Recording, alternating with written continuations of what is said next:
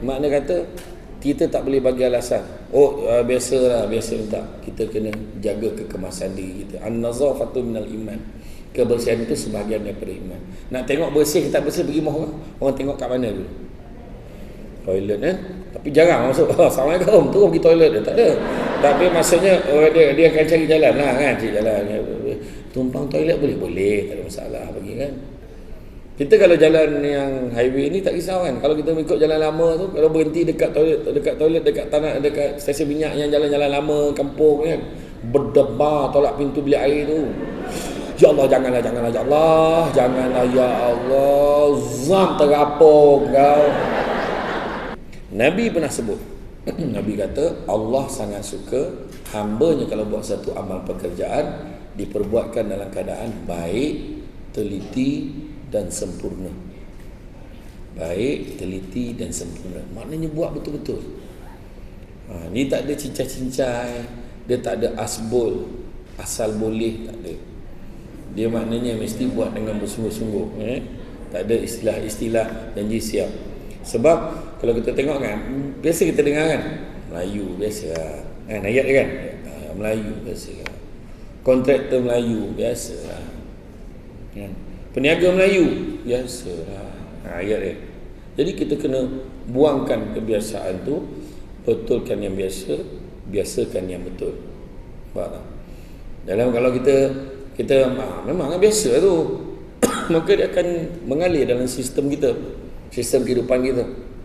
Maka kita pun tak kisah anak kita. Biasalah budak macam tu lah. Nampak tak?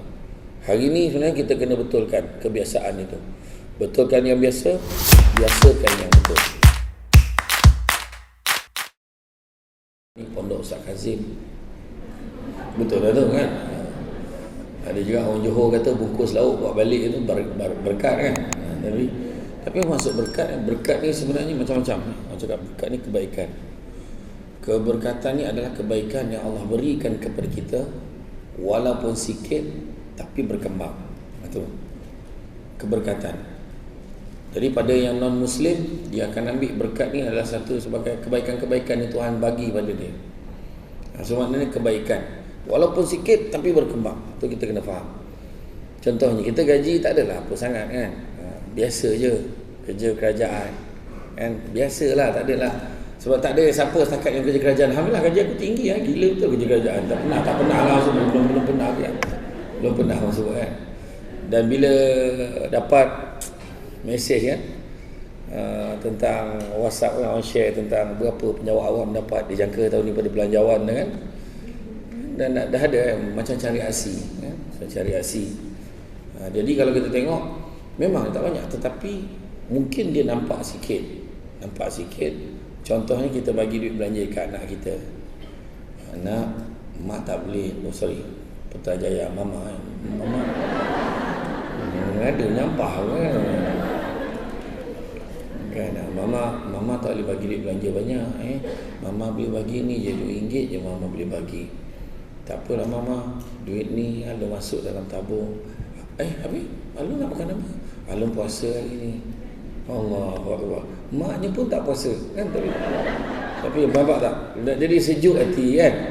Petang tu bila balik daripada kerja, mama apa ni? Alhamdulillah mama. Dia tak paksa dah keluar tengok anak kita dapat nombor 2 dalam kelas. Ya, contoh kan. Jadi maknanya dalam kebaikan, dalam gaji yang sikit, kita boleh bagi belanja anak kita. Anak kita pula macam tu. Kan, perangai dia baik, result PSA dia bagus. Tu yang orang selalu sebut tu sejuk apa? Sejuk apa? Sejuk perut, tak, sejuk hati. Sejuk perut tu kombong tau. Kan, betul kau fikir kau ada perut orang lelaki dia kat perut kan. Tapi betul lah maknanya kebaikan-kebaikan walaupun sikit tapi berkembang. Dan kalau kita tengok keberkatan hidup ni, kalau kita tengok apa maksud rezeki yang diberkati, sikit cukup, banyak boleh kongsi. Sikit cukup, banyak boleh dikongsi. Pada orang yang tak cukup, sikit tak cukup, banyak tak puas, ibarat meminum selautan air tapi tak hilang dahaganya. Jadi jenis-jenis keberkatan, pertama keberkatan dalam hidup.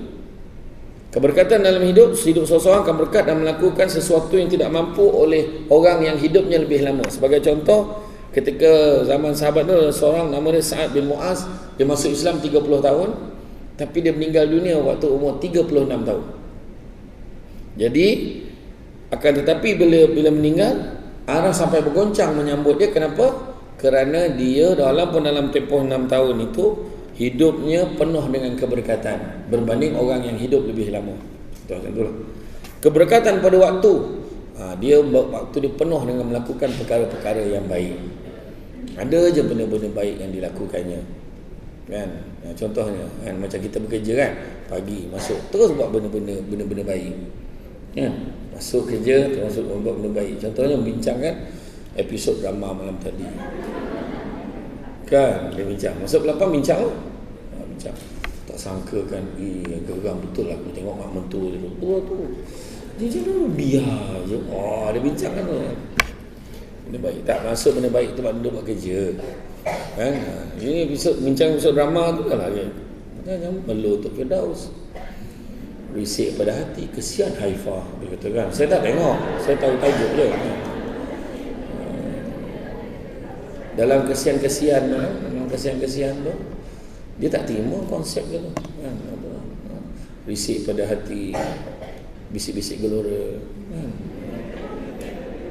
Suamiku seorang pendosa, dendam seorang isteri. Saya tahu tajuk. Jadi lepas tu kan dalam bincang, hari ni minum mana? Bincang minum kat mana? Dan halakah yang sama. Mana tempat duduk? Dia duduk dengan geng minum dia. Dia tengok, duduk di sebelah tu geng minum dia. Dan ketua kumpulannya bergantung kepada siapa yang bawa kereta. Dia akan tentukan minum kat mana gini. Asyik situ je. Cuma tukar tempat kan. Kemudian pukul 10 lebih baru sampai dekat office, kat lobi jumpa pula orang kampung. Lah kau kerja sini ke? Lama dah. Jom minum, aku belum minum. Kan ada lah kau tarik minum lagi. Lepas tu pukul 11.30, ya Allah, hari ni jam ni takut tambat dah. Tak ada orang nak jemput anak. 11.30 dah keluar. Bayangkan kan, minta orang kau tu. Waktu pukul 2.30 tak sampai pejabat lagi. Patut pukul 2 dia kena sampai. Pukul 2.30 tak sampai pejabat. Teruklah jam. La ilah. Orang tanya pun tidak. Tapi dia cerita lah. Lepas tu petang ni nak minum kat mana? Petang ni, jangan pagi tadi dah minum. Tak, bungkus. Lepas tu bila bungkus sampai kat pejabat dah pukul 3.45. Tengah-tengah buat kerja, dia pandang jam.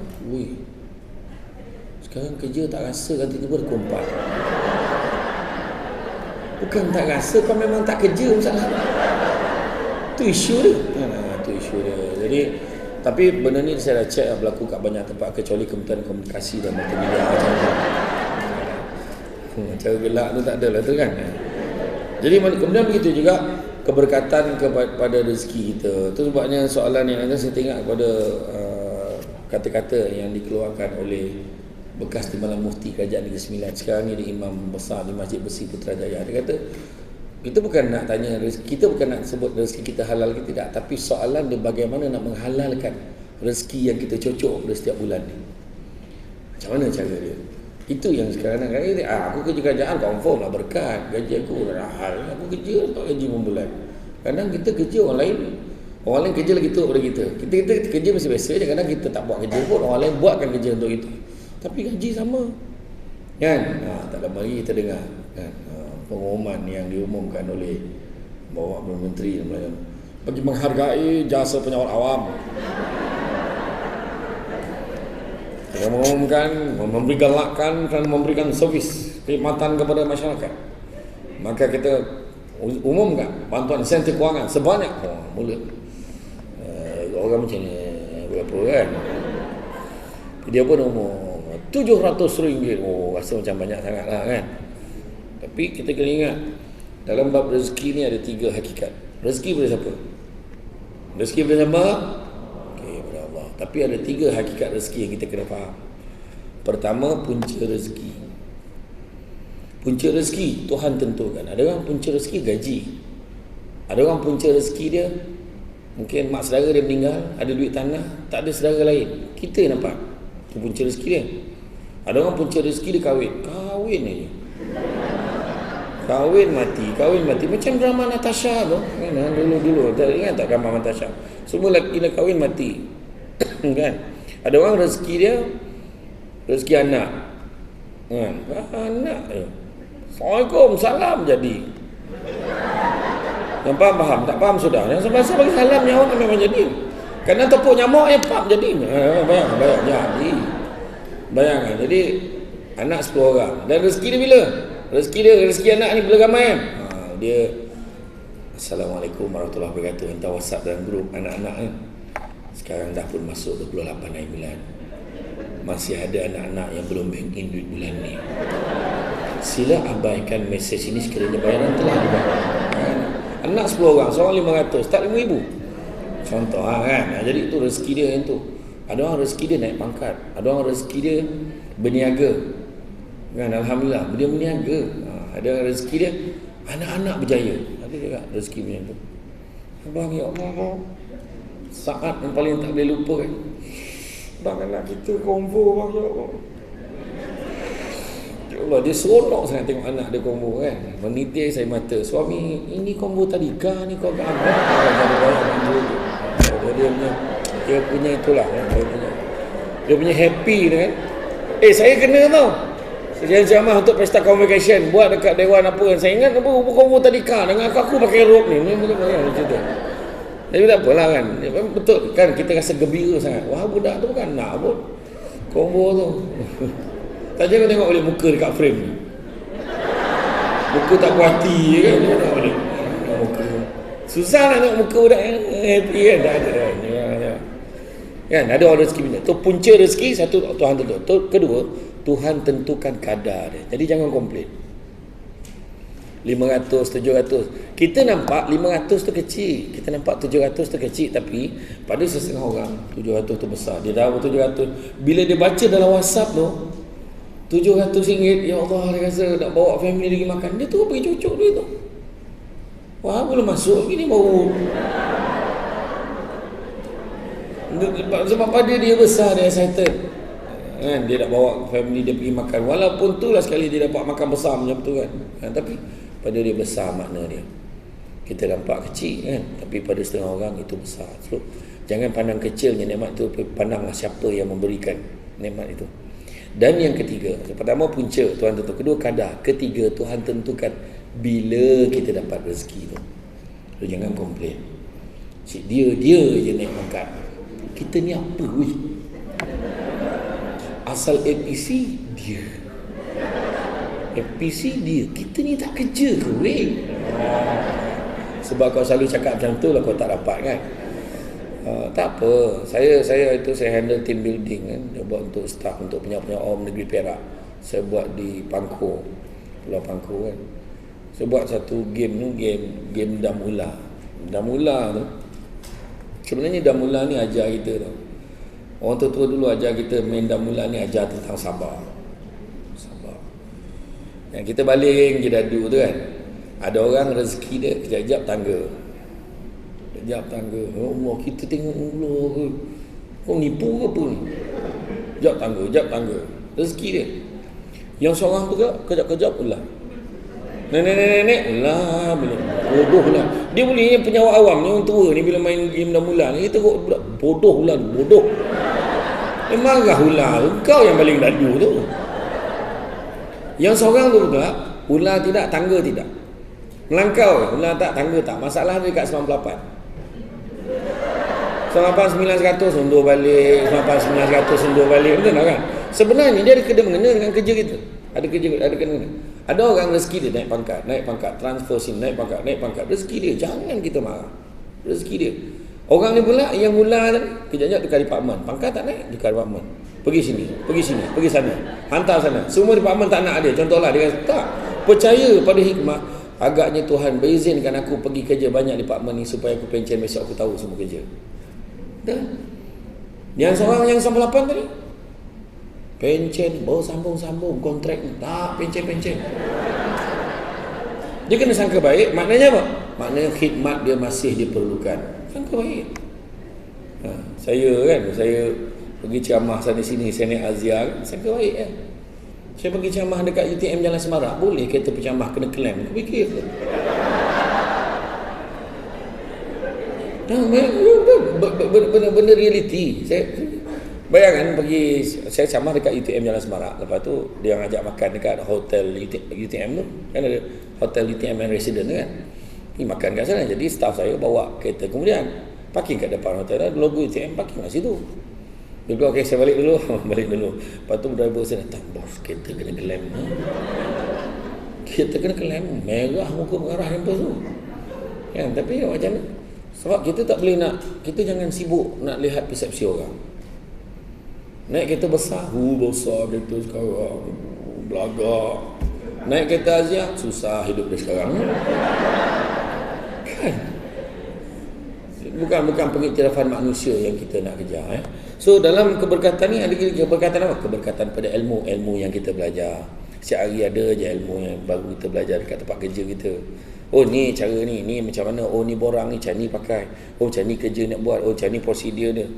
Kemudian keberkatan pada rumah aman dan damai tinggal di dalamnya, duduk tenang, rasa bahagia. Keberkatan dalam persahabatan dan pergaulan dan sebagainya. Jadi bila sebut keberkatan pada pekerjaan, ada pekerjaan yang dilakukan dengan cara yang baik dan penuh dengan semangat, buat dengan sebaik-baiknya.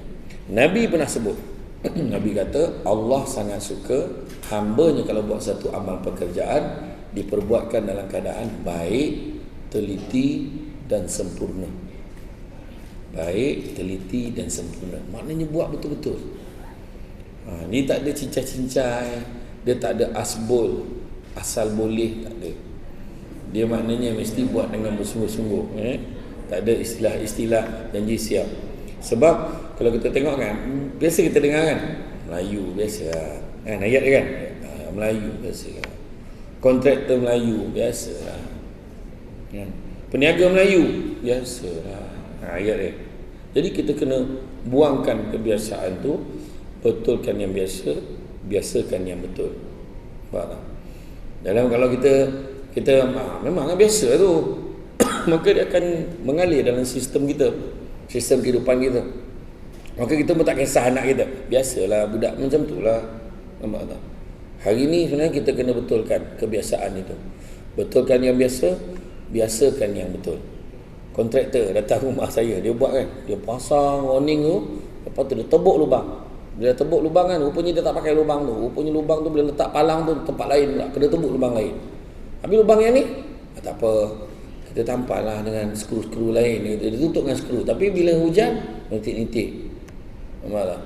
Cara tak profesional. Lepas tu dia pasang gutter. Kan gutter, tahu gutter? Tempat laluan air tu kan? Dia pasang gutter, kebetulan hujan lebat. Dia tak pakai penimbang air pun. Tiba-tiba hujan lebat. Bila hujan lebat, elok ni kena tengok ni. Air turun elok ke tak elok kan? Tengok rupanya hebat, air tak turun. Bayangkan air tak turun. Hujan lebat, mana pergi air tu? Dia absorb air tu terus ke? Rupanya bertakung dekat tengah tu. Sebab dia tak ukur tu betul. Jadi dia kata, senang je ni Ustaz. Dia tebuk tengah tu pula. Dia tebuk tengah, dia hantar majiran. Dia kata, Ustaz pandai-pandai lah bincang orang sebelah. Lah, dia kata. Saya kata jangan buat macam ni. Saya kata cuba tengok jiran depan rumah Cina, rumah depan masa itu rumah Cina kan. Sahabat dia tu bangsa Cina. Tengok. Dia tengok mana ada dia tebuk tengah. Dia tengok elok je dia buat. Sebab dia rendahkan sikit supaya air boleh turun. Lepas tu dia buat macam gelongsor. Saya kata macam mana dia kan? Itulah dia. Peniaga kita tak boleh bagi alasan. Sebab tak ada agama yang mengajar benda-benda yang tak baik. Semua mengajar untuk buat dalam keadaan yang baik, yang elok kan. Contoh macam kita pakaian kemas, elok, semua boleh pakai kemas-kemas. Tudung macam-macam jenis, semua kemas dengan pakaiannya, dengan dia punya name tag dia, dengan dia punya cara dia, kan? Dengan dia kalau kaedah dia duduk macam ni tu, tu step-step awal nak lelap, tu step-step awal. Ada macam tu kan dia ada. Tapi makna kata kita tak boleh bagi alasan.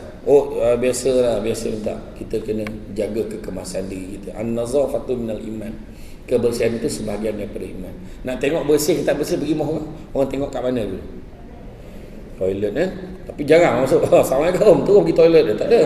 Tapi maksudnya dia akan cari jalan lah kan, cari jalan. Tumpang toilet boleh, tak ada masalah bagi kan.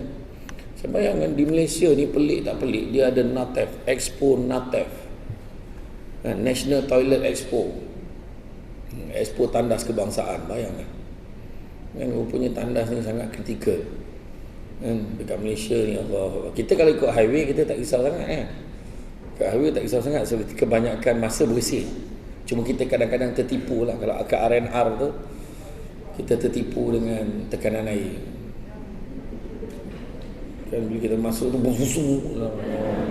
Kelang kabut kita, ya Allah, ya Allah. Sebab kena pula slow-slow kan. Saya pernah jumpa kat satu sekolah. Saya pergi, bayangkan satu sekolah saya pergi. Bayangkan najis tu dalam sinki. Najis dalam sinki melintang. Ni cerita betul bukan kata saya bawa cerita betul. Bayangkan, la ilaha illallah. Saya yang pertama jumpa macam tu. Masalahnya sinki tu tinggi. Macam mana kau boleh sampai situ? Maknanya ada usaha yang dilaksanakan untuk pastikan dia sampai di situ. Yang paling menyedihkan bila dah jadi macam tu, makcik cleaner tu boleh cakap dengan saya, "Adik, tak nak, jangan risau, nak kejap lagi makcik bersihkan." Allah, bayangkan kalau makcik cleaner tu mak kita. Saya fikir tahap tu kan orang Malaysia ni. Kita kalau jalan yang highway ni tak risau kan. Kalau kita ikut jalan lama tu, kalau berhenti dekat toilet dekat tanah, dekat stesen minyak yang jalan-jalan lama kampung kan, berdebar tolak pintu bilik air tu. Ya Allah, janganlah ya Allah, janganlah ya Allah. Zam terapung kau. Berenang-renang ke tepian kan. Masa tu barulah tahu, ya Allah, hilang selera nak buang air kan. Jadi itu keadaan kebersihan yang kita kena jaga. Orang Islam, kita tak boleh cakap, oh Islam memang macam ni, tak. Konsep kerja dan ibadah. Okey. Apa maksud kerja sebagai satu ibadah kan? Bekerja sebagai satu ibadah maknanya setiap perkara yang kita buat tu kita niatkan kerana Tuhan kita. Niat kerana Allah. Benda baik diizinkan oleh Allah, niatkan kerana Allah, maka dapatlah pahala ibadah. Tapi kalau benda baik diizinkan oleh Allah tapi lupa niat kerana Allah, maka tak dapat pahala ibadah. Mungkin dapat buat benda baik, ataupun aku ni datang, contoh hari ni kan, datang dengan ceramah, benda baik, caranya diizinkan oleh Allah, duduk elok-elok, tak ada yang duduk atas riba kan, tak ada yang sambil peluk-peluk, tak ada kan, semua mungkin duduk disiplin, dan kemudian niat kerana Allah. Tapi kalau ada orang datang, aku dapat selfie jadilah, dia kata contoh kan, dapat selfie, contoh, dia akan dapat selfie, ada kebaikan dia dengan ceramah tadi, tapi tidak sebanyak pahala ibadah tadi yang dia nak kerana ilmu, niat kerana Allah tadi kan. Tu ambil gambar kan, ambil gambar makcik sekarang orang tua-tua pun advance ambil gambar, makcik-makcik terkeluar pada dalam telekung, ambil gambar boleh dia keluar dalam telekung macam ni, dahsyat makcik kan, advance betul lah kan, macam tu lah dia kan, macam-macam lah kan. Yang dekat Rompen tu yang saya cerita tu kan, free size tu. Saya cakap makcik pula free size lah makcik. Kalau yang macam ni tu lah, itu freestyle makcik. Tapi dia confident lah, macam lah. Dia bunyi macam-macam nak sama lah bunyinya tu kan. Tapi paling saya tak boleh lupa pakcik tu, satu pakcik dekat Mersing. Ustaz, kita selfie boleh? Kita boleh. Dia tarik saya ke tepi, dia keluar tapak tangan. Ustaz tengok Ustaz, saya pun mana? Ustaz, saya simpan dalam hati. Falsafah. Falsafah. Betul juga dia cakap. Dia kata Ustaz simpan dalam phone sampai masa kena format Ustaz, tapi simpan dalam hati, ingat sampai mati. Falsafah. Betul. Kalau ingat balik kan, cara kita dengan gambar pun dah tak macam dulu. Dulu kita nak ambil gambar pun yalah, yang kaya 36 kan, yang sederhana 24, mana yang tak berapa duit tu 10 atau 12 kan. Dan kita dulu nak ambil gambar, kita fikir dulu sini tak cantik, sana cantik. Nak menghabiskan kodak tu sebulan lebih tu. Lepas tu berdoa, ya Allah janganlah tak jadi ya Allah. Sekarang kau boleh ambil gambar mineral ni, alhamdulillah, rezeki hari ini gambar mineral ni. Macam tu lah, macam tu. Tadi kan Samsul Rebat, dapat tengok Samsul Rebat depan-depan, alhamdulillah kan. Lepas tu share dekat dalam IG, ada. So, kawan tengok dah ada komen, untunglah seorang kan.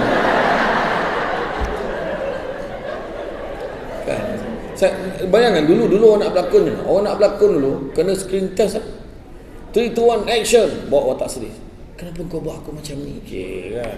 Screen test. Sekarang tak payah screen test, masing-masing dah ada TV sendiri, masing-masing dah ada IGTV.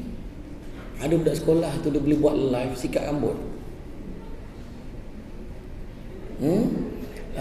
Okey, kita okey lah. Kita tak fikir lagi lah pasal couple ni. Kita nak belajar dekat musik sambil sikat rambut kan. Yang saya pula suka tengok live malam kan. Tengok kalau Pak Susan Suragau mengaji dia. Tengok Ustaz Jafri dia. Dia tengah cakap Muhammad sallallahu alaihi wasallam Muhammad. Ustaz Kazim menyanyi dia. Woi, Sabdullah Khairi la ilaha illallah. Dengan apa. Tiba-tiba tekan budak yang tengah sikat rambut tadi. Tekannya Samsul Debat join. Lepas tu budak, Samsul Debat tengok kita. Dia mana pula aku nak keluar, dekat mana nak keluar. Tak lupa kata. Itulah masalah dia hari ni. Hari ni Sekarang ni budak-budak boleh buat live benda tu.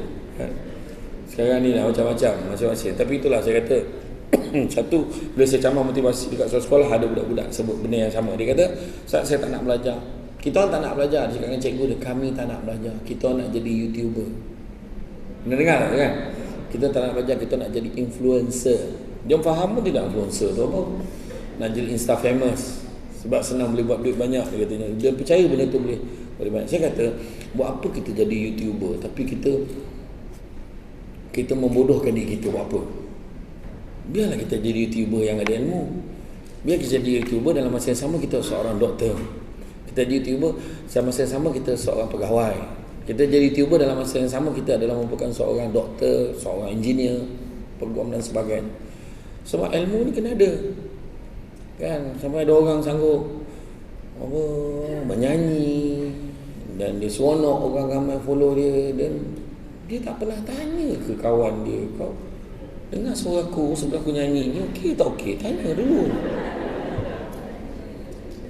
kan. Sampaikan adalah hamba Allah dekat mana Australia ke Uganda lah, dia kata takkan tunggu saya mati pun nak hargai bakat saya, dia kata macam tu. Kita tak tahu orang hargai kematian macam mana. Kita tak tahu kan. Menyanyi ni bukannya semua orang boleh. Betul tak? Bukan semua orang boleh. Kita tengok Gava Ganza tu. Orang dia menyanyi tu pun azab nak nyanyi lagu dia balik. Nyanyi lagu sendiri. Bukan nyanyi lagu orang. Lagu sendiri pun dia tak boleh tarik dah macam dulu. Saya berbual dengan Datuk Nora Arifin kan. Datuk Nora kata, sebenarnya bila kita dah berusia, kita kena ubah note kita tu. Lagu yang sama, ubah note tu sikit. Bodoh macam tu. Kata. Kan? Jadi saya tak pernah kan? Saya ceramah macam tu je note saya. Tapi hari tu saya dekat Sarawak, saya ceramah kat Sarawak. Saya makan kat Rasulullah Asas Sarawak. Ada yang non-Muslim tegur saya, ambil gambar boleh? Saya kata boleh, tak salah orang kan? Tak salah, Adi Putra kan? Cakap.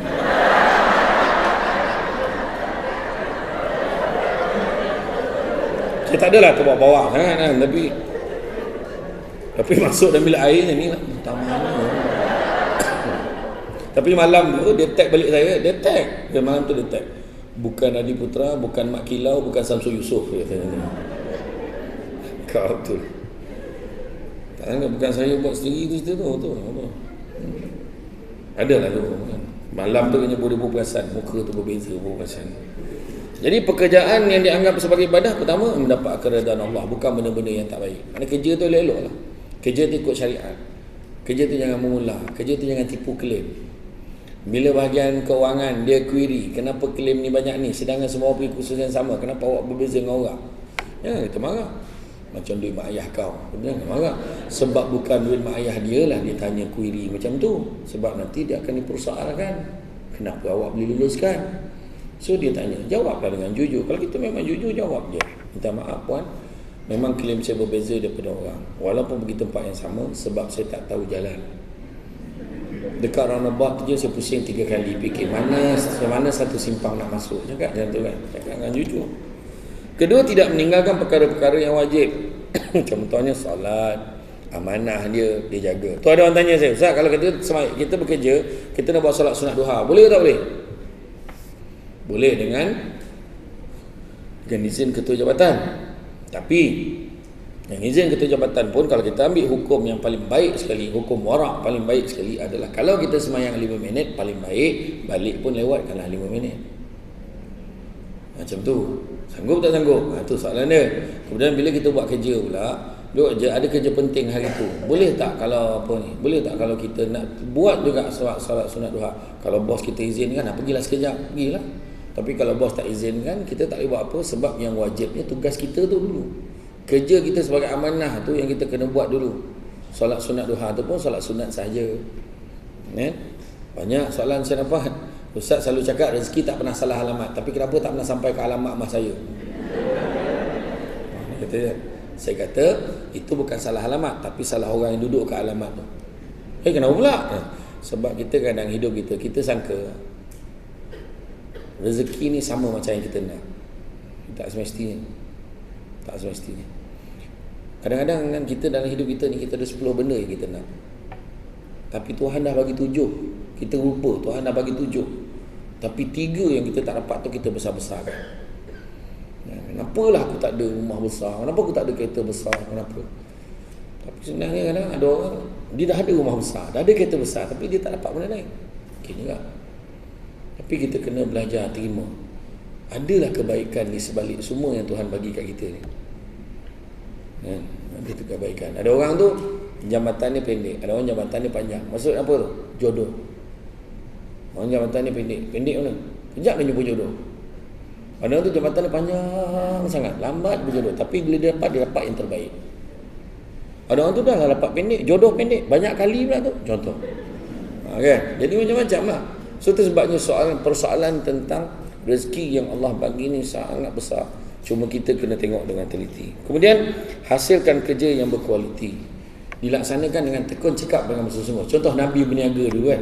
Nabi berniaga, Nabi buat yang terbaik. Nabi kalau tengah buat kerja, orang datang dekat gerai, kat tempat Nabi berniaga ni, kat tapak Nabi berniaga, orang nak berurusan dengan Nabi, maka Nabi akan pusing, tinggalkan kerja dia, Nabi bagi seluruh diri Nabi ni dekat orang. Ada apa-apa yang boleh saya bantu. Itu sebenarnya Islam yang ajar. Dia bagi tu, layan orang. Dan tak ada siapa boleh berniaga macam Nabi. Ya, kenapa? Sebab Nabi berniaga, dia beritahu harga modal dia berapa, terpulanglah nak bagi berapa. Bayangkan. Kalau kita boleh macam tu, kita rugi saya rugi tu lagi tiram kan. Tapi Nabi siap beritahu berapa harga modal dia. Dan Nabi berniaga terkenal disebabkan dia Al-Amin, kerana dia sangat amanah, sangat jujur dengan perniagaan dia. Nabi tak pernah tipu dalam timbangan. Kan? Begitu juga berasaskan prinsip syariah, amanah, adil dan tanggungjawab. Kita macam kita lah dekat pejabat kan. Ada 7 perkara Abu Lais As-Samarkandi ajar kita suruh kita jaga dalam bekerja. Yang pertama, jaga lisan kita, jaga lidah kita, cakap benda yang baik-baik, jangan cakap benda tak baik, jangan mengadu domba, jangan kita melaga-lagakan satu dengan lain. Aku dengar bos memang tak suka dengan kau, baik kau berhenti. Ayat macam tu lah, ya Allah. Dia, bos baru lepas marah kan, tu tengah cakap lah, bos dah lama tak suka kau, tak membantu langsung kan. Aku kena marah dengan bos tadi. Sabarlah, biasa tu aku pun tu kena marah. Kau kena marah, dia buat apa tadi? Dia baling fail dekat aku. Okey lah tu. Aku kena beri atas kursi pula. Iya. Macam sekolah pula. Tu dah tahu tak apa. Tapi dalam bilik dia lah. Kadang kita kena pandai. Mulut ni cakap yang baik-baik. Orang perempuan pun sama Jangan lagi dah guna perkataan-perkataan. Aku ni mulut jahat, hati baik, tak ada mana dah. Kalau hati baik, mulut pun kena baik kan. Kesian orang lelaki. Lelaki makin kurang tau, makin kurang. Okey, tak ada. Makin pupus. Itu saya ceramah dekat pusat aktiviti warga emas dijemput. Saya masuk dalam dewan tu semua perempuan. Saya kata lah, lelaki tak ada, menyaut makcik. Lelaki habis mati dah lah. 5 minit tu saya berhenti tergelak, berair mata tu. Menyaut lah, lelaki habis mati dah tu kan. Betul, buat kajian antara suami dengan isteri, suami mati dulu. Betul. Itu sebab kita buat baik lah dengan suami kita kan. Suami kita ni kadang ada je benda. Orang perempuan ni dia tak sedar tu, dia cakap tu dia menyakitkan hati suami kan, dia tak.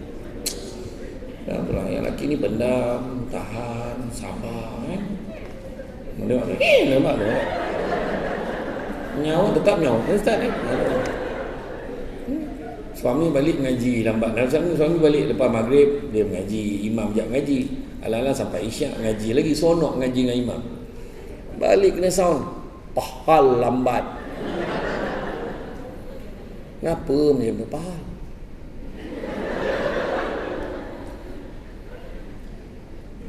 Abang tadi mengaji, imam ajak ngaji. Ya ngaji, baca pun terabuk. La ilaha illallah. Cuba cakap yang elok-elok. Abang mengaji tadi, imam ajak ngaji. Jangan kena kopi. Mulut kau. Esok tu imam ajak ngaji. Malam ni kita ngaji lepas maghrib kita ngaji, lepas isyak kita ngaji lagi nak. Malam ni tak boleh, imam tak boleh. Dia dah bising lah. Tunggulah 2-3 minggu dah lupa-lupa. Sebab kita ngaji balik. Malam tu lepas bagi salam maghrib, Assalamualaikum warahmatullahi wabarakatuh, tu balik. Sampai kat rumah, awal balik ni tak semayang ke? La ilaha illallah. Tak semayang katanya. Orang lelaki saya ajar. Lain kali kalau balik rumah, sampai rumah isteri tegur. Awal hari ni bang, start motor keluar balik. Pergi mana tu bang? Awal lagi keluar balik. Senyap je ni. Tak nak cakap lah, kan cakap abang keluar balik dia kata kan. Sebenarnya kita jangan. Dan kita dalam suami isteri ni kena jaga. Kan, kita berlapang dada suami kita. Percaya lelaki ni adalah makhluk yang paling jujur sebenarnya.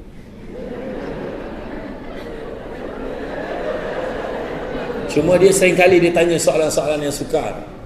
Betul ke sedang gemuk? Macam mana? Nak jujur ke tak? Kan kadang-kadang. Jadi itulah dia. Jadi perkahwinan ni suami isteri kan, cakap yang elok-elok, cakap yang baik-baik kan. Ya, suami kan teruk-teruk, cuba fikir balik. Teruk-teruk suami, kadang kita yang cakap. Kadang lelaki ni dia senang susah. Dia nak senang-senang dengan kita ni. Bila susah dia tak nak sama dengan kita. Macam terbalik Sekarang harga minyak dah naik dah sayang. Kita tak boleh lagi dah naik kereta. Kita naik motor sama tak ada sorry, ni tudung kedut.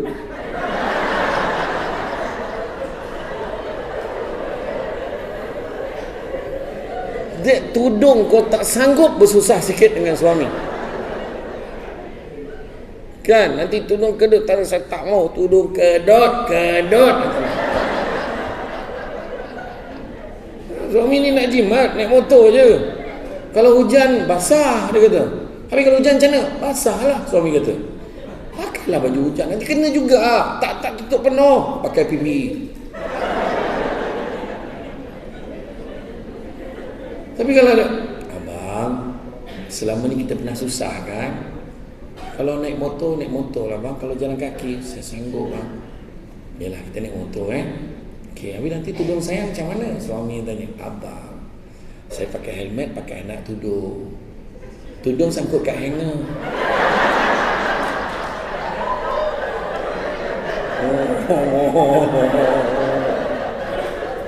Terlelap naik motor pegang hanger. Sampai kat lobi kan. Abang tinggal hanger je bang. Tak tahu tudung dia cicir kat mana. Hari tu kerja pakai helmet.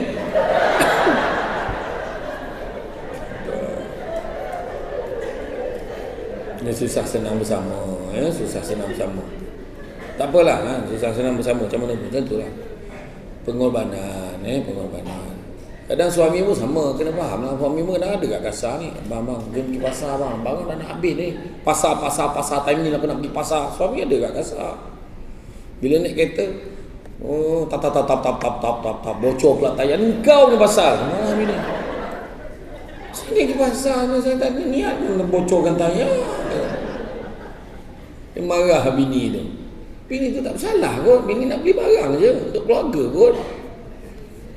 Kan, cuba kalau naik kereta, bang nak pergi pasar, beli kejap abang siap. Saya pun siap lah. Nak beli barang berapa banyak nak beli ni? Banyak kot lah. Jom kita bawa kereta. Kan okey. Tengok tap. Ya Allah, tayar bocor bang. Salah saya saya lagi. Sayang.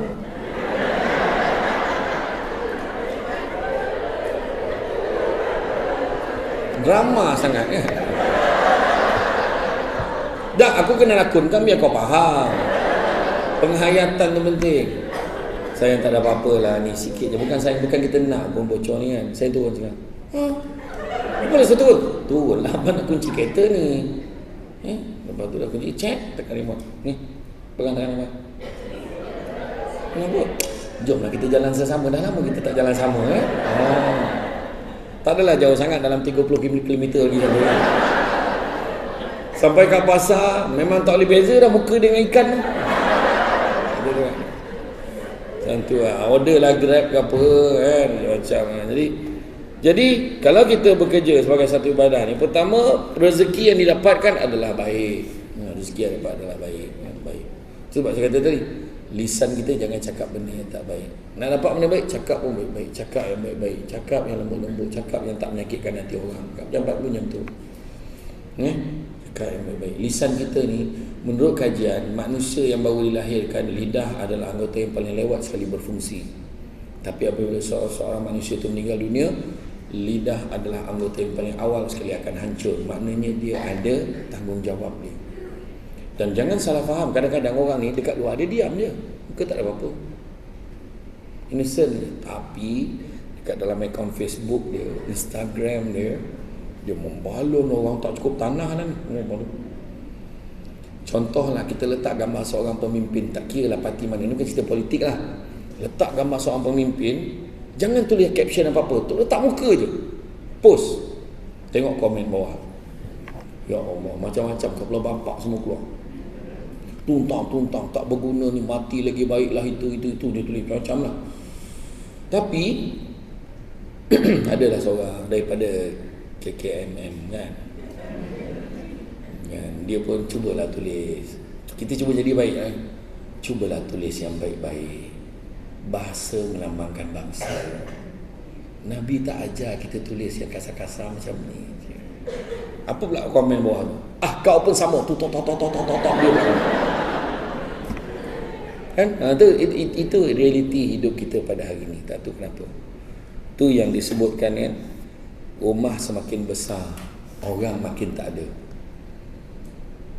Rumah semakin besar, orang makin tak ada. Ilmu makin tinggi, adab semakin kurang. Perubatan semakin canggih, penyakit semakin banyak. 6 hari lepas dalam radio tergelak saya dengar, penyakit sesama tomato sesama tau kan, menjangkiti orang warga emas dan juga kanak-kanak, tandanya demam dengan sakit sendi. Sesama tomato kan, COVID-19 lagi tak faham ya, COVID-19 faham. Bayangkan apa lagi, air semakin banyak jenis, makin banyak jenis, tembici, tembikai laici, extra jos kan, laici kang macam lah. Tapi air bersih semakin kurang. Manusia semakin ramai, tapi kemanusiaan semakin kurang. Menuntut ilmu semakin mudah, guru semakin tidak dihargai. Ini kan, kawan, teman media sosial semakin ramai, teman sejati makin tak ada. Dan begitu juga teknologi semakin canggih, aib dan fitnah semakin tersebar. Banyak lagi lah. Kalau kita tengok dalam hidup kita hari ni, itulah tanda-tanda akhir zaman kan. Pelik-pelik semua dah. Orang berebut untuk kejar jawatan dan sebagainya. Dia kejar jawatan, lepas tu bergaduh-gaduh. Kadang kita nampak, ya Allah, kenapa sampai macam tu sekali? Sanggup buruk-burukkan antara satu dengan yang lain, aibkan orang hari ni. Jadi jangan salah guna. Apa yang kita taib, itu juga adalah merupakan apa yang kita cakap sebenarnya. Kalau kita tengok kan dalam apa, macam contoh kalau macam hari ni lah, saya dengan puan, saya tak puas hati dengan puan. Saya kata, dia ni tak apa-apa menyampah aku.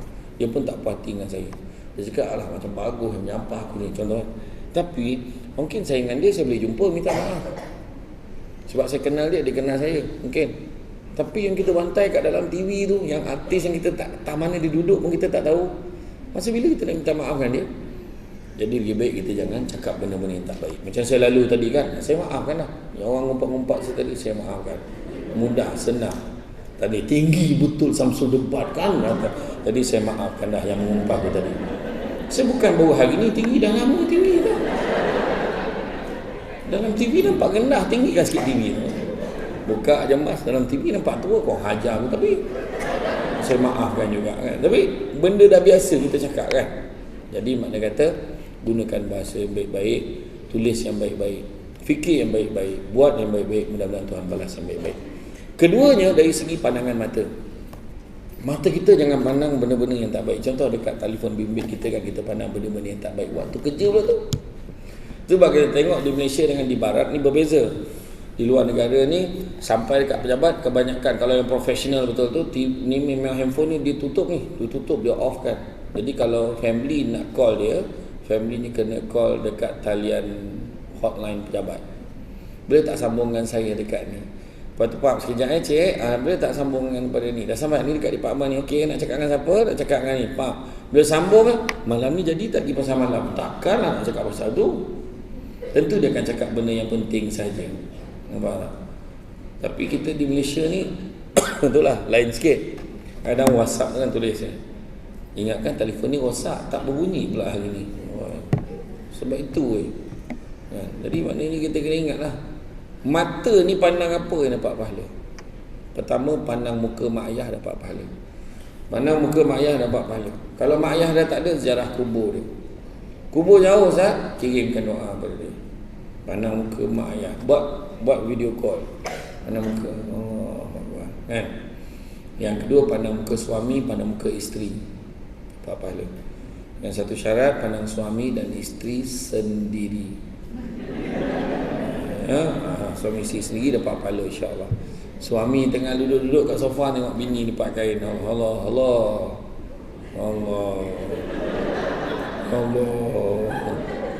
Yang dia dengan rambut kembang kan.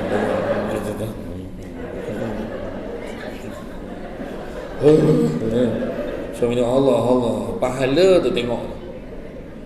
Suami pula terlelap kat sofa tu nganga. Yang isi lipat kain, Allah. Seburuk-buruk makhluk dosa.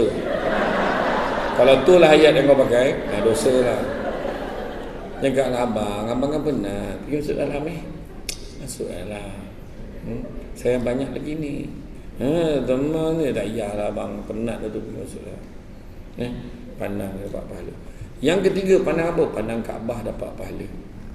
Kalau pergi umrah, pergi haji kan.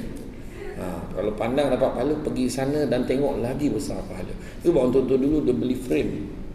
Dia beli frame gambar Kaabah, dia tengok, ya Allah, pahala. Hari ni kita boleh tengok live kan, dapat pahala. Ada satu kali saya bawa jemaah tu sampai kat tu balik, sampai kat hotel terus pergi, tak sabar nak tengok Kaabah. Balik, Ustaz, banyak dosa saya Ustaz. Sabar makcik, kenapa ni? Saya tak nampak Kaabah. Sabar makcik, ini Madinah ni. Kat Madinah mana datang Kaabah kat Madinah? Dia banyak pergi ke Masjid Nabawi tu cari Kaabah, memang tak jumpa kan. Jadi belum salah tempat, salah makcik kan. Satu lagi dekat Raudah, ramai orang kan. Siapa yang tak pernah, saya dengar cerita kan, Raudah ramai orang kan. Ramai betul. Sebab saya pesan kat jemaah jangan tamak-tamak masuk semayang dah. Semayang buat beberapa rakaat ni kita sanggup buat. Lepas tu dah buat 8 rakaat, cepat bangun sujud, Assalamualaikum, doa, dah bagi orang lain pula. Ni bantai sujud dah lama, meraung. Banyak dosa aku. Orang Arab tu besar, dia tak sabar, dia langkah orang Malaysia. Allah. Dah orang Malaysia ni bangun galak ke pula. Kat mana aku ni Allah? Apalah ujian untuk aku ni Allah? Gelap ya Allah. Dalam kain orang Arab tu bau dah lain macam. Dia pandang atas langsung menjerit apa? Macam kan. Saya insya-Allah lah kalau saya pergi pun saya akan pergi bulan 12 ni kot. Bulan 12 ni saya pergi lagi kot.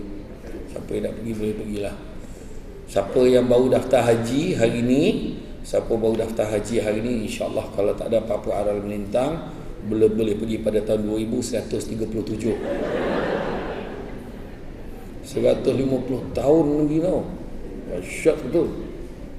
3 kali hidup, mati, hidup, mati. Dah boleh pergi dah? Belum mati oleh mati belum. Tak Punya lama ya. Ya Allah. Saya tanya kat tabung haji tu. Ya dahsyat betul. Tapi lah kan, orang makin lama nak pergi. Dan bulan 12 ni pun sebenarnya saya 50-50 ni. Sebab saya maklumkan siapa yang pergi bulan 12. Ada tak yang dah booking pergi bulan 12? Ada tak? Bulan 12 ni pun mungkin 50-50. Sebab dengarnya dia akan naikkan harga yang sangat dahsyat lah. Sebab cuti dah lama tak boleh pergi, SOP dah tak ada. Lepas tu satu dunia punya cuti sekolah bulan 12. Jadi dia ambil kesempatan untuk naikkan harga. Itu saya dengar macam tu lah. Ada beberapa sahabat saya dah mula tukarkan daripada bulan 12 tukar bulan 2 tahun depan. Tapi tak apalah, sekali lagi belum diumumkan secara rasmi, kita dengar je lah kan. Tu dia. Saya gitu punya takut ni jolok hidung. 2 tahun PKP saya berjaya mempertahankan diri daripada jolok hidung. Saya cukup takut jolok lubang hidung. Takut. Tak nak. Saya tengok pula dekat Instagram ada budak Kelantan ni. Matilah aku. Benda tu panjang. Ini masuk ke pergi mana tu? Saya tak boleh lah banyak tengok cerita seram ni. Takut kan. Lepas tu entah macam mana pergi bulan 3 hari tu, nak tak nak kena jugalah swab test tu. Kena buat juga prosedur kan, 48 jam sebelum penerbangan kena buat kan. Saya pergilah dekat satu klinik dekat Seman 2 tu, drive thru. Lalu tengok ada seorang nurse India ni, dia, saya daripada dalam kereta tengok dia rendah macam tu. Kau bayangkan kalau dia jolok macam tu. Oh, nanti kau tunggu. Lepas tu dia bagi tahu, yang ni mungkin akan rasa tak selesa sikit lah. Kita akan, kau tak payahlah bagi taklimat, kau cepatlah jolok kat aku. Aku tahu dah kau nak jolok kat, kau joloklah cepat. Dia tang jolok tu satu hal, yang kau pusing-pusing tu kenapa?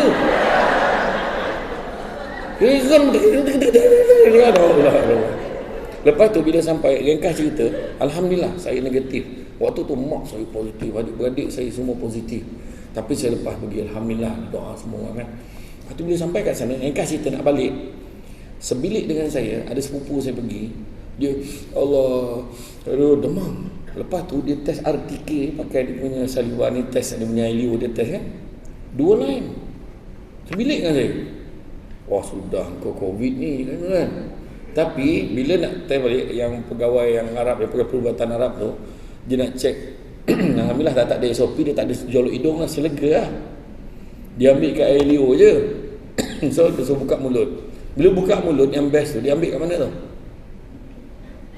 Dia colek kat bibir. Aku tu khalas dia kata. Biar betul. Dengan sepupu-sepupu saya semua ambil kat bibir. Alhamdulillah semua negatif.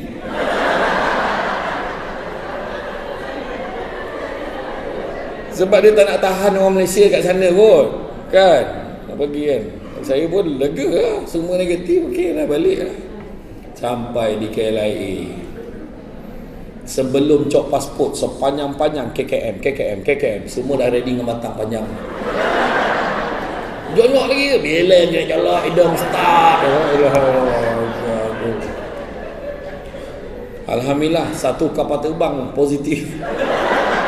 Kecuali Samsul depan. Masa tu alhamdulillah saya dengan 2 orang lagi daripada Port Dickson, kami bertiga je yang negatif, alhamdulillah.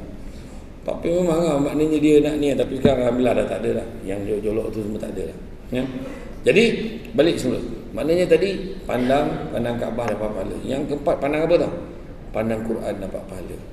Pandang dan baca lagi besar pahala lah. Pandang, baca, faham, hafal lagi besar pahala. Pandang, baca, faham, hafal dan buat lagi besar pahala. Kemudian seterusnya, yang keempat adalah jaga hati kita. Kat tempat kerja jaga hati. Jangan sibuk nak tamak, jangan ambil hak orang, jangan. Dengar-dengar kawan kita dapat anugerah khidmat cemerlang, kita pun datang jumpa bos. Assalamualaikum bos, saya bukan apa lah bos saya dengar bos nak bagi khidmat cemerlang dekat dia ni. Bos saya tak nak bos, saya tak nak. Tapi please bos, jangan jangan bagi dekat dia. Oh, sanggup. Dengan kawan tu naik pangkat, sanggup jolok, jangan. Jangan kita tamak. Jangan kita sombong, belagak dengan apa yang kita ada. Rumah besar sampai masa ada rumah lagi besar lagi daripada rumah kita. Kan nampak kereta besar, ada kereta lagi baru lagi akan keluar. Jangan risau. Siapa sangka keluar kereta-kereta yang moden-moden sekarang ni kan. Lepas tu kita tengok, motosikal baru besar. Ada lagi motor yang baru, lagi baru. Jadi, nak kita belagak dengan apa? Handphone baru, tak payahlah. Kadang kita sombong untuk benda tak ada apa-apa. Ni kopiah aku di Kuala Musi. Ni kopiah ni pada Mekah. daripada Mekah. Kau jangan usir-usir. Alah, boleh tengok je, jangan pakai. Tengok made in Taiwan. Dia kadang dia boleh belagak dengan tu je. Dan sombong tu pula ada macam-macam jenis lagi dekat dalam hati ni. Contohnya jazan, Allahu Akbar, Allahu Akbar, dalam hati sedap pula suara aku ni. Contoh, dia sendiri puji dalam hati dia, itu nama dia ujub. Dia menyanyi Isabella adalah, dia puji suara dia, sedaplah suara aku ni, gitu kan. Jadi makna kata itu ujub. Dia tak cakap orang, dalam hati je. Ujub nama dia. Dia mula tunjuk-tunjuk dekat orang, itu riak. Contoh orang pergi masjid kan, tak ada orang, aku paling awal, dah 3 hari tu turut, dan ni aku paling awal dalam masjid ni. Allah, itu ujub. Tiba-tiba dengan bunyi sliding door, ada orang lain pula masuk ke masjid tu, langsung membaca Bismillahirrahmanirrahim, biar ada berbunyi, biar orang tu tahu. Itu namanya riak, tunjuk dekat orang. Dan takbur bila dia mula cakap dengan orang, kau perasan tak siapa yang awal akhir-akhir ni datang masjid? Siapa lagi engkau lah, ya ke? Tak siapa tu takbur. Tu nama tu takbur. Jadi kadang-kadang dekat satu tempat seorang tu boleh hadir 3-3 sekali. Jangan kita sombong, sombong. Sampai kita dulu ada pangkat, sampai masa pencen. Jawatan kita ni pinjam-pinjaman je. Sampai masa pencen. Saya dulu pernah jadi pengarah undang-undang. Tiba-tiba ada kad pesara, tunjuk kat hotel dapat 10%. Sekarang pencen. Dekat kementerian tu dia nombor 1 weh. Ya ke? Tiba-tiba dekat masjid dia pahala pencen. Masa pencen. Sampai masa. Betul. Tanyalah orang yang dah kerja macam-macam department dah kan. Lepas tu keluar satu pekeliling. Dengar tak ayat ni? Pekeliling. Mulai hari ni semua setahun naklah pergi bini, setahun naklah pergi tu, setahun tak boleh pergi gini. Keluar ayat. Kau orang yang benda-benda ni buatlah akad dah nak pencen. Aku tak nampak pun kat pekeliling tu kata untuk yang pencen abaikan notis. Tak pernah nampak pun. Itulah ayat dia selalu cakap kat orang kan. Itu biasalah. Tapi maknanya jangan kita sombong. Dan yang ketiga, jangan kita dengki. Dengki bahasa Melayu, bahasa Arabnya hasad, punya teruknya di Malaysia ni. Dua-dua pakai. Hasad, dengki. Dia okey. Menurut Ustaz Syed Abdul Kadir Al-Jufri, dia kata dengki ni adalah bila kita kalau ada saudara, sahabat-sahabat kita dapat kegembiraan, kita tak rasa apa-apa, maknanya dengki dah ada. Tak rasa apa-apa tau, itu makna dengki dah ada. Dengar-dengar kawan kita dapat naik pangkat, macam tu je, dia tak rasa apa, dengki dah ada. Dengar-dengar dia beli kereta baru, baguslah, tak rasa apa-apa, dengki dah ada. Dengar-dengar anaknya dapat SPM semua A, baguslah, tak rasa apa, makna dengki dah ada. Tapi kalau dengar-dengar dia naik pangkat, tak apa dijilat the boss tu, confirm dengki. Confirm. Dengar-dengar dia beli kereta baru, tak mana dia curi duit tu, confirm dengki. Dengannya anak dia SPM dapat semua macam anak dia seorang pandai, confirm dengki. Jadi jangan dengki-dengki. Dengar-dengar Abang Haji yang umur 85 tu, Abang Haji yang 85 tahun ni kat kampung, kenapa? Dia kahwin. Biarlah dia kahwin, apa masalah kau? Kau tak dengar habis cerita ni. Memang dia umur 85 kahwin, tapi masalahnya bini dia 25.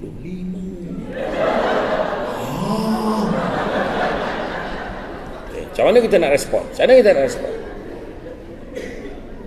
Respon yang baik. Alhamdulillah dapat isteri yang tegak boleh jaga dia. Ini loh. Kan? Ini ayat. Malam pertama mati tu. Cubalah elok sikit cakap. Ada je namanya kan. Dengar-dengar dia dapat naik pangkat, dia kata alhamdulillah, besok papa senang minta tolong dia, settle. Dengar-dengar dia beli kereta baru, ya ke? Dia tu rajin tumpang dengan orang. Boleh kita tumpang dia naik pergi kerja kan, bila time isi minyak bawa buat tidur, bayang. Dengar-dengar anak dia SPM dapat semua, alhamdulillah ada juga anak-anak pandai di kalangan kawan kita kan. Macam tadi Abang Haji tadi kahwin, alhamdulillah doa kalau dia bahagia dunia akhirat.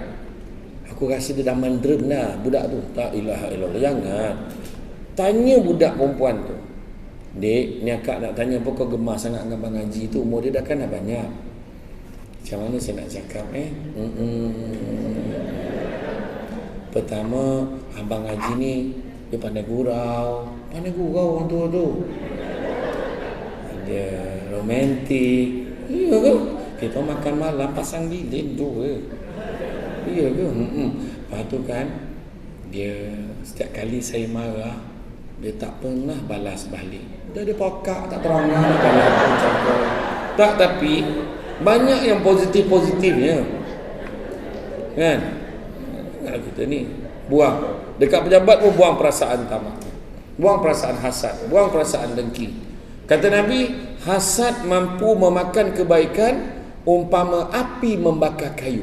Buat apa? Rezeki dia kita doakan yang baik-baik. Sebenarnya rezeki kita ada. Contoh kita dapat anugerah hikmat cemerlang kan. Dapat anugerah hikmat cemerlang kawan kita alhamdulillah rezeki kau. Macam orang lelaki dia senang. Dia tak puas hati, dia cakap direct saya. Macam mana kalau dapat? Kau cerita aku. Kerja sama, penting sama. Asal kau dapat? Dia cakap terang.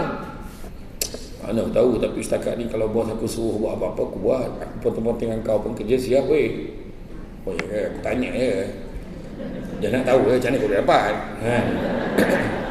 Orang perempuan bahaya, dia siap puji depan. Tahniah lah, kau memang deserve. Nyampah aku kan. Kat belakang dia tubuh grup WhatsApp GGTPH, geng-geng tak puas hati.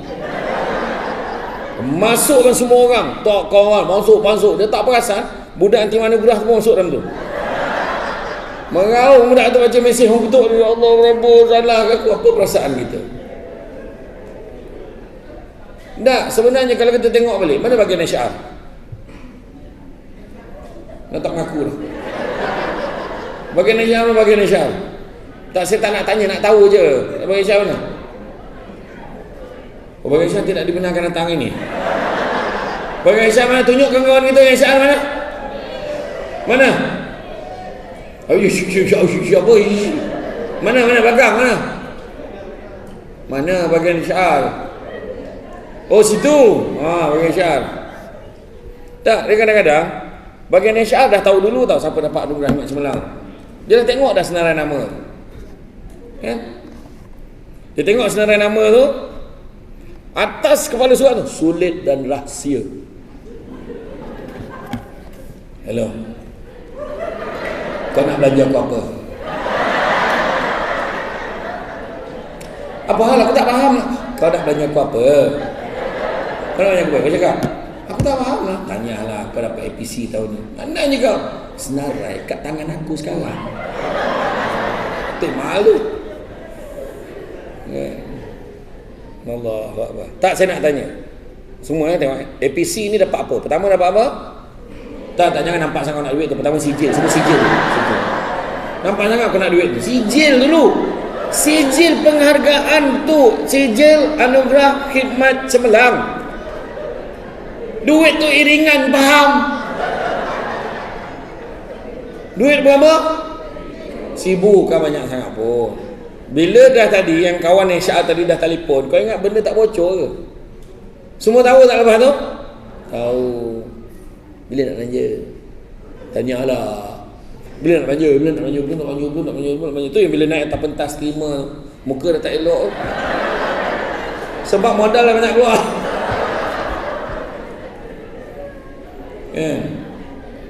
Itu sebabnya pada banyak jabatan-jabatan kerajaan saya cadangkan untuk tambahkan anugerah. Tambahkan anugerah walaupun tak dapat duit iringan, tapi tambahkan sijil-sijil penghargaan supaya semua rasa dia ada lah. Contohnya markah SKT 90% pada tahun yang dinilai dapat sijil. Tak naik pentas pun tak apa, dah ada data meja. So kita boleh gantung. Okay. Oh mama dapat A kerja. Mama memang contoh. Mama kerja memang buat sungguh-sungguh. Ni kita turun sikit tu 92 tu. Biasa mama 95 sempurna. Oh cik kan. Kedua, markah aku dapat sijil anugerah sebab tidak pernah MC tahun dinilai. Cuba tengok, yang selalu MC yang muda-muda. Yang orang lama mana ada MC jarang. So bila ada anugerah ni, semua orang akan jaga. Kalau boleh tak nangis, muntah darah pun kerja. Kau pergilah balik, dah muntah darah ni. Nanti tak dapat sijil. Tak ada darah. Sebab nak sijilnya pasal, nampak tak? Macam tu. Lepas tu satu sijil ni, tak pernah punch card merah tahun dinilai. Oh, tu dia. Anak pun tanya, bah, tak pernah punch card merah tahun dinilai. Tu abahnya tu. Apa maksud itu, bah? Maksudnya, abah kau tak pernah lambat. Biasa tengok abah lambat ni, ada caranya. Wah, ajar. Bapak dia siap ajar, ajar tu. Kan? Jadi maknanya adalah tambah-tambahan anugerah-anugerah yang dibuat, kan. Kemudian pekerja-pekerja contoh, kan, macam bulanan ada umumkan. Lepas tu hadiah birthday, kan. You all dapat tak hadiah birthday? Tak ada, kan. Okay, tak apalah, kita tukar tajuk lain. Contohlah, Assalamualaikum warahmatullahi wabarakatuh. Dengan ini diumumkan kepada Saudara Syamsul Amri bin Ismail dengan daripada jabatan ini diucapkan selamat menyambut hari lahir, semoga dipanjangkan umur dengan segala kebaikan dan dimurahkan rezeki dengan segala keberkatan. Lepas tu dapat satu voucher pasar raya RM50. Contohlah, kan. Jadi ada tanda-tanda, kan. Jadi malam tu boleh, malam ni kita pergi. RM50 tu syarat je untuk pergi, kan. Sampai kat pasar raya 500 kena, kan. Tapi maknanya ada tanda-tanda, kan. Jadi jangan kita tamak-tamak, jangan kita dengki, jangan kita sombong. Rezeki ada rezeki masing-masing. Percaya cakap saya. Kadang-kadang kita dapat naik pangkat tapi Tuhan bagi rezeki lain. Tak dapat naik pangkat, Tuhan bagi rezeki suami romantik. Suami balik, sayang, mana sayang abang ni? Rindu pula abang. Kadang-kadang dapat suami yang sangat penyayang, balik tak pernah tak bawa balik hidangan. Ada je benda jamu makanan-makanan dia bawa balik. Sayang, abang bawa balik kuih kesukaan sayang. Kuih apa tu, bang? Kuih kapel. Kuih kapel? Tak nak dengar pun. Ataupun kita panggil sebagai kuih cakui. Kan kapel tu. Dia melekat, kan? Dia melekat tu, kan? Demi kasih sayang dan cinta kita, kan? Makan bersilang secah. Seronok betul. Suasana romantik kat rumah tu. Kadang-kadang Tuhan tak bagi kita dapat anugerah hemat cemerlang, tak bagi kita naik pangkat, tapi dia bagi isteri pandai masak. Lempar-lempar jadi. Lempar sayur jadi daging. Kan? Macam tu, kan. Goreng nasi je sedap sangat. Ya Allah, sedap betul nasi yang saya masak. Ya Allah, abang. Untuk abang, kan. Oh, kan. Puji. Suami balik dengan sayang, abang. Tengok abang pun tahu. Mesti mana apa, Iya, kau geli-geli kenapa? Betul. Ini bawa balik, bang, pukul 5.30. Kalau dia sampai rumah, kau boleh tanya, bawa balik, bang? Bawa balik, bang? Tak, baru nak pergi, buta. Kan dah bergaduh. Abang nak minum apa? Kau ambil lah racun tikus apa dekat dapur tu, bawa keluar. Abang cakap je, abang nak kopi, tea, or mi. Betul. Suami balik tu cakap je, teguh gambar perasaan abang. Saya tengok abang pun tahu, pasti abang lapar, kan.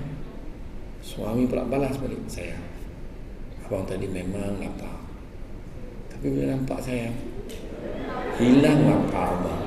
Abang macam tu tahu je saya tak masak ni. Abang tak masak ni. Dia. Kau tak masak? Ada gurau je lah. Masak. Saya masak lauk kegemaran abang. Masak kegemaran suami. Jaga mata. Suami isteri ni kena jaga mata, jaga hidung, jaga perut, jaga telinga. Jaga mata, pakai lawa-lawa. Hari Serabu pakai baju ikut bentuk badan. Walau berapa pun dah bentuknya. Berdiri depan pintu sana. Suami naik motor terlajak sampai ke parit.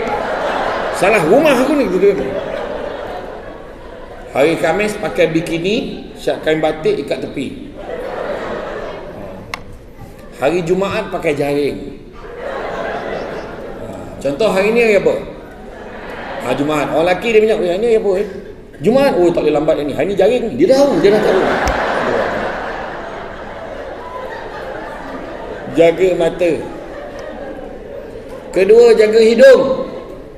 Wangi-wangi. Wangi-wangi. Suami kena wangi, isteri kena wangi. Ini dah kahwin, tengok perangai masing-masing. Melepaskan bom-bom. Suami siap panggil, mesti. Kau dengar tak? Tak dengar. Sekarang kau dengar. Wah, ajar aku. Isteri sambil bawa dulang depan suami. Maaf, sorry. La ilaha illallah. Dia meninggalkan kenangan yang mendalam. Jangan buat. Wangi-wangi. Nampak suami balik. Spray. Spray. Cari bau yang suami suka. Kemudian yang ketiga, jaga perut. Perut tu maksudnya makanan. Suami suka apa? Isteri suka apa? Masak. Abang saya masak tu kegemaran abang. Pagi telur mata kebab. Tengah hari telur dadah. Malam telur masak kicap. Telur. Naik hanya suami tu punya mulut. Berdongku, keluar telur. Allahu Akbar. Jadi maknanya dari segi itulah. Kemudian jaga apa? Jaga telinga. Jangan cakap benda yang pasangan tak suka. Kalau aku tak kahwin dengan kau, family kau jadi apa sekarang? Jangan. Kalau aku tak kahwin dengan kau, apa jadi hidup kau? Jangan macam tu. Orang perempuan pun jangan ngungkit-ngungkit. Gemar sangat ngungkit-ngungkit. Orang perempuan ni ngungkit jangan ngungkit-ngungkit macam tu. Kadang orang perempuan ni buat kebaikan banyak, tapi dia ngungkit lepas tu. Abang ambil ni. Abang duit belanja tak ada kan? Ambil. Tak apalah abang. Saya tengok wallet abang dah tak ada apa. Ambil ni isi minyak ni. Ambil ni RM50. Ni isi minyak motor RM50 melempah. Abang lebih tu buatlah belanja. Abang sayang saya ke tidak? Iyalah sayang lah. Kalau sayang abang ambil. Itu masalah. Saya ikhlas ni. Ikhlas. 3 hari lepas tu bergaduh kau tengok. Sampai hati abang. Dah macam-macam saya buat untuk abang. Abang lupa saya bagi abang pinjam itu. Dah bagi pinjam pula dah RM50. Itu kau bagi ikhlas. Macam-macam saya buat untuk abang. Saya masak je. Baik. Bayang malaikat padam. Saya masak hari-hari untuk abang. Pahala masak padam. Saya apabila nak mati sangat tu, kaki belakang saya pijit belakang abang. Pahala pijit padam. Saya lahirkan 5 anak untuk abang. Pahala beranak pun habis padam. Jangan ungkit. Lepas ni kalau apa buat macam buat. Tengok lelaki mana ada dia ungkit. Sebab dia tak tahu nak ungkit apa. Aku apa pula aku nak balas. Tak. Pasal tak ada jasa sangat dah. Jadi orang perempuan jangan, nanti rugi pahala. Jadi kalau abang macam saya buat untuk abang, apa dia lu fikirlah sendiri. Macam tu. Jadi jangan sebut. Jadi makna kata tu tadi ada aspek daripada dalam perut kita tu, maknanya bagi makan dan sebagainya. Ni sekarang ni dalam perhubungan mesti dalam kita mencari rezeki pula. Begitu juga jaga hati kita ni. Jangan tamak, jangan dengki. Kemudian jaga apa? Jaga perut, Nabi kata. Jaga perut ni apa maksudnya? Nabi pesan jaga perut bukan masuk borok, tak. Jaga perut ni jangan kita benarkan benda-benda haram masuk dalam perut kita. Kita bekerja tapi kita buat benda-benda lain. Contoh masa kita PKP, kita BDR, work from home. Bukan senang itu bukan senang. BDR macam perang badar tau. Tengah buat kerja nak susu. Nak buat kerja. Nak susu. Allah, kita pun buat lagi. Dah, diam. Baru nak sambung tak. Hari ni lo apa yang seko ni? Bukan senang bukan senang. Tapi yang penting buat kerja. Adakah bila bekerja dari rumah kita tak boleh masuk basuh kain buat? Boleh, tapi yang penting kerja hakiki settle. Yang tak boleh kita tak buat pekerja hakiki, kita buat benda lain pada waktu tu. Dan kemudian tak settle kerja hakiki, maka tu yang tak boleh. Keberkatan rezeki kita akan terganggu. Itu sebab yang penting. Itu sebab Nabi sebut barang siapa yang membenarkan benda-benda haram masuk ke dalam perutnya, nescaya malaikat di langit dan di bumi akan melaknatnya selama sesuai selagi mana benda-benda haram itu ada di dalam perutnya. Jadi jangan. Jadi mana cari rezeki halal? Okey, sekarang ni first. Ayat dia Nabi sebut. Anak-anak Adam kalau diberikan 2 lembah emas, dia akan minta lembah yang ketiga, tak pernah cukup. Nabi sebut ni, Prophet Muhammad, pada non-Muslim pun boleh ambil ayat. Prophet Muhammad kata, anak-anak Adam, manusia ni, kalau bagi 2 lembah emas, dia akan minta lembah yang ketiga, tak pernah cukup. Apatah lagi kita kerja government ni, confirm takkan kaya. Nak tengok responnya. Tapi jangan kecewa, sebab Nabi sebut cari rezeki yang halal. Yang kedua, kerana yang halal itu cukup buat kamu. Dan Nabi sebut pasal kaya. Nabi kata manusia yang paling kaya adalah manusia merasa cukup dengan apa yang dia ada. Itulah yang paling kaya. I ada suami, I ada isteri, I ada anak, I ada cucu, I ada keluarga, I ada family, cukup. Itulah kekayaan ni sebenarnya. Hidup kita jangan nak mengejar kekayaan, tapi kejarlah bahagia. Kerana satu hari nanti kita akan sedar, bukan semua perkara boleh dinilai dengan harganya. Deep tak? Kan? Iya. Tapi apa erti bahagia? Bahagia bukan melihat kepada apa yang kita ada, tapi bahagia ni adalah sikap kita terhadap apa yang kita ada. Itu sebab balik rumah kan, tengok kat rumah. Cuma balik hari ni kan, diam je, jangan cakap apa-apa, tengok kat dalam rumah kita. Suami tidur, suami ai. Tengok anak ai. Bahagia. Anak tengah tidur pula kan, masuk balik, betul sebab kata kalau balik rumah orang lelaki balik, jangan tu masuk bilik sendiri, masuk bilik anak, tengok anak, ya Allah comelnya anak kita waktu tidur kau tunggu dia menyawa. Waktu tidur memang comelnya. Allah, anak aku, ya Allah, dah besar-besar anak aku ni. Lelaki tengok anak, masa bila lah kau besar? Masuk bilik sendiri kau pun dah besar. Masa bila lah kau besar? Membesar bagai Johan kan? Dia tidur macam ni pula, penuh kata mana pula aku nak tidur ni kan? Tak, sebenarnya itulah kebahagiaan. Nampak tak? Kita jangan nak kerja kat contoh lah.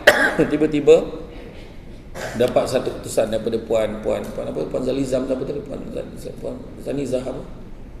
Siapa nama puan ni? Ketua Unit Integriti. Zaliza. Ni semua ngangguk mana satu yang betul ni? Puan Zai lah. Puan Z. Okay. Jadi Puan Z pun keluar ke depan. Dengan ini saya umumkan, sebab saya happy sangat dengan ceramah hari ini dan juga kehadiran hari ini. Kepada yang hadir sahaja, saya umumkan, ini contoh tau, contoh bukan betul. Kau jangan tuntut tau, ni contoh. Puan Z umum. Dengan ni saya umumkan, setiap seorang kita akan bank in kan satu duit insentif kepada semua. Sebelum pukul 5 petang ni kita akan bank in kan. Memang tak kurang daripada RM500,000. Contoh, kau jangan tepuk tangan dulu. Dia dah nak tepuk dah tu Puan Z. Saya kata jangan. RM500,000. Saya nak tanya, banyak ke tak banyak? Banyak. Silap-silap ada yang beritahu Puan Z, saya nak berhenti lah. Dah tak ada apa dah kat sini. Sebab dah dapat duit. Sebab pada kita RM500,000 tu banyak. Kita fikir aku nak bercuti, aku nak berehat, aku tak nak fikir apa dah. Ada satu hamba Allah tu, tengok duit EPF dia RM500,000, RM600,000, dia kata aku tak nak fikir apa dah, pada aku relax, aku nak bercuti dengan bini aku. 2 minggu lepas dia cakap tu, lepas dia bersara, dia pegang senapang depan bank. Dia dijaga. Bukan saya menghina karier pengawal keselamatan, tak, maksud dia yang cakap dia tak nak kerja lah. Kenapa? Rupanya tak cukup.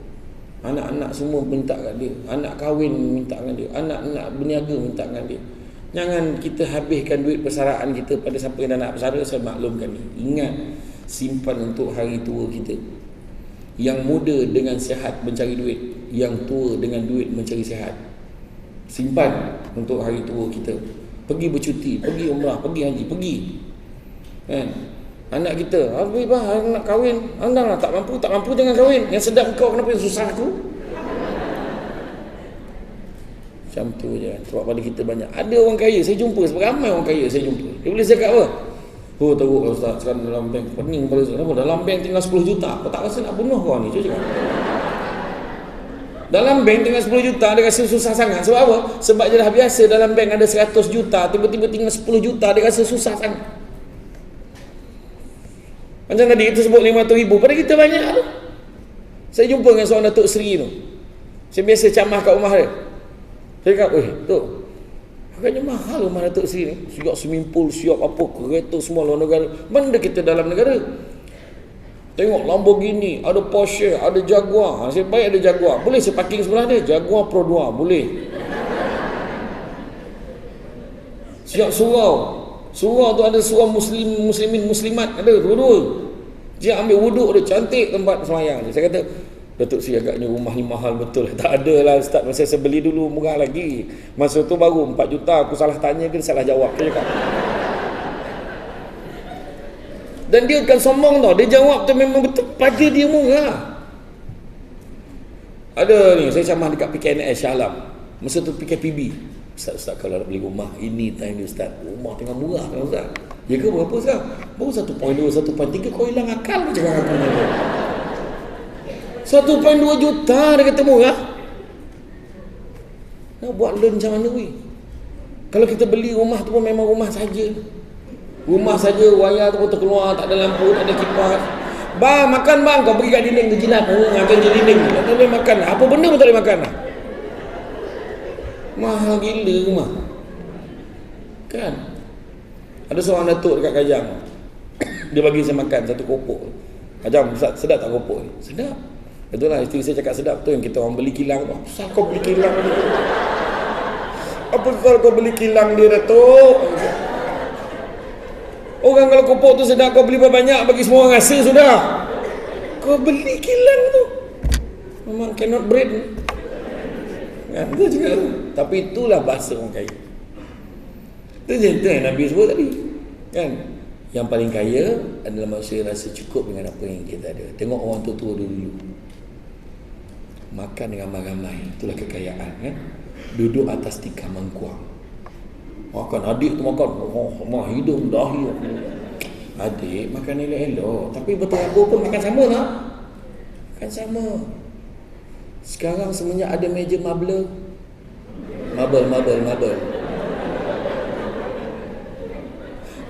Nanti kemudian mama suap, nanti bersepah, nanti kemudian mama suap. Tak makan sama, makan berdua. Kursi tu untuk 18 orang. Makan berdua je. Bini sana, suami sini. Abang. Apa? Nasi. Apa? Pekak ke? Bergaung bergema. Apalah artinya kebahagiaan kalau macam tu? Meja beli mahal, tak beli makan sama-sama. Kan? Rumah makin besar tapi makin terasing hidup antara satu dengan yang lain. Travel satu dunia, jiran sebelah rumah pun tak kenal. Macam mana? Itulah realiti hidup pada hari ini, kan? Jadi cari rezeki yang halal. Kerja elok-elok, insya-Allah ada rezekinya. Kejap lagi saya akan share tentang keberkatan rezeki. Kemudian seterusnya jagalah pada, kalau takut pada Tuhan ini, salah satunya lagi yang kita kena jaga dalam mencari keberkatan rezeki adalah jaga tangan kita. Banyakkan berbuat kebaikan, tolong kawan-kawan, cover sana, buat kerja untuk kawan sama sekali. Kawan kita tak mampu buat ni, kita bantu dia, tunjuk ajar, bagi dekat dia. Wah. Membantu satu dengan lain. Kawan kita MC, kenapa pula tiba-tiba anak dia sakit? Tak apa, kita cover kerja dia. Asyik-asyik dia. Tak apa, kita buat. Ganjaran ni adalah Tuhan yang bagi. Itu sebab hidup kita ni ada 5 ni, selamatlah. Pertama, sabar. Kedua, syukur. Ketiga, tawakal. Keempat, redha. Kelima, ikhlas. InsyaAllah ikhlas. Ikhlas ni maksud apa? Ikhlas kita sama sekali tak mengharapkan pengiktirafan manusia. Kalau mengharapkan pengiktirafan manusia, kita akan kecewa. Dah minta lah aku dapat dengan orang macam cemerlang. Bila tak dapat, kita kecewa. Ya Allah, aku serah pada kau ya Allah. Kalau ada rezeki aku terima. Tak ada rezeki aku happy ya Allah. Kau dah bagi banyak dah kat aku. Malam tadi berapa ramai orang yang tertidur. Malam tadi tertidur, tak sempat minta panjang umur. Pagi tadi hidup lagi, Tuhan bagi. Dan tak ada siapa pun yang bangun pagi tadi kecewa. Kenapa aku hidup lagi ni? Tak ada. Tuhan bagi kita hidup lagi. Itu antara rezeki yang paling simple. Tuhan bagi kita semua tengok. Tuhan bagi kita automatik semua. Nikmat tu automatik. Lubang hidung bernafas tu, kembang kempis automatik. Mana kita tekan? Laju. Laju tak ada. Betul tak? Ada seorang sepupu mak saya dekat jalan Dengkel. Dia tolong orang accident, dia nak tolong melintas jalan, dia kena langgar. Dia koma 3 bulan. Lepas 3 bulan, tangan, kaki semua elok, muka elok, parut apa pun tak ada. Tuhan tarik satu nikmat. Nikmat apa? Lidah dia tak rasa apa. Saraf lidah dia tak rasa masam, masin, manis, tak ada. Dia mula makan, dia baling pinggan tu, dia kecewa sangat. Bayangkan nikmat lidah. Kan? Bayangkan tu. Macam biawak, kita pun tak tahu biawak tu dia rasa ke tidak, tak pernah nak tanya kan. Macam telan aje lah kan, telan aje kita tak rasa. Itu sebab nikmat ni Tuhan bagi. Adakah masa lahir dulu doktor tanya, ni nikmat tau, Tuhan tanya. Apa-apa doktor tanya kat kita, you all ni anak you all ni, you nak manual ke, dia punya jantung nak manual ke nak auto? Kalau manual murah sikit lah, pump sendiri. Nak tidur kan letak kat mesin lah, tidur, pagi bangun ambil alih sampai mandi kan. Kalau dengar ceramah ni semua pump sendiri jantung. Tak, kalau gelap laju sikit. Kalau yang ngantuk tu lupa pump dah meninggal seorang tu. Dah mati seorang. Contoh lah. Setiap kali buat ceramah bagian HR akan bincang, hari ni berapa ramai meninggal? Hari ni 8 orang meninggal. Jangan panggil nak ceramah, 8 orang meninggal.